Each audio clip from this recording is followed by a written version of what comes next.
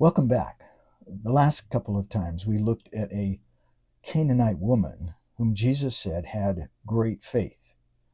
And we noted two unique characteristics. She evidenced a deep personal humility and also a unique or unusual spiritual insight.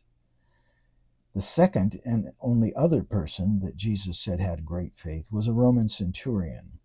And so the next couple of times we'll look at him and see what we discover that was unique about him. We'll begin with Luke chapter 7, verse 2. A centurion's slave who was highly regarded by him was sick and about to die. Now, when he heard about Jesus, he sent some Jewish elders asking him to come and save the life of his slave. When they came to Jesus, they were earnestly pleading with him, saying, "He is worthy for you to grant this to him, for he loves our nation, and it was he who built us our synagogue." So this man did not come personally to see Jesus face to face. He sent a delegation of Jewish elders to come on his behalf because he didn't feel that he was worthy to have for him to even go to Jesus or to have Jesus come under his roof. He was interested in the life of his slave. Now, the scripture says that he was very dear to the man, and he even called him in Matthew, he called him his child. So he showed he showed an unusual compassion for a person who was just a slave, considered a piece of property by many. So we see an unusual humility there in his care for them. We see also an interesting thing is that he built a synagogue for the Jewish people in Capernaum. Roman centurions were trained to act superior to those who were under their command or who were subject to them. But this man apparently didn't act superior to them.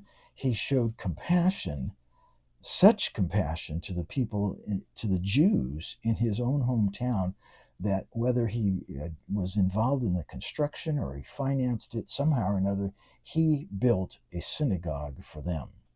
So he's unusual in the care that he showed for his servant and the care that he showed for the Jewish people there. The scriptures go on to say, "Now Jesus was going on his way with them, and when he was not far from the house, the centurion sent friends, saying to him, 'Lord, do not trouble yourself further, for I am not fit for you to come under my roof. For this reason I did not even consider myself worthy to come to you.'"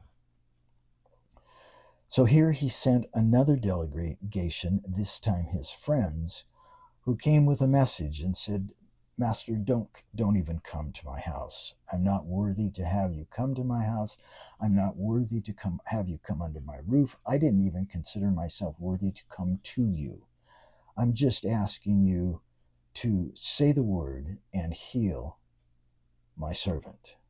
And the scripture goes on to say, "But just say the word, and my servant will be healed. For I am also under authority, with soldiers under me, and I say to this one, 'Go,' and he goes, and to another, 'Come,' and he comes, and to my slave, 'Do this,' and he does it." We'll take a closer look at that next time when we consider his unusual spiritual insight. The passage ends this way. "Now when Jesus heard this, he marveled at him, and he turned to the crowds that were following him and said, 'I say to you that not even in Israel have I found such great faith.' And when those who had been sent returned to the house, they found the slave in good health." This is one of the only two times that the gospel says that Jesus marveled at somebody. Many people marveled at Jesus and the works that he did, but he marveled at the unbelief of the people in his own hometown, and he marveled at this man's great faith. And so we see this is an unusual person indeed.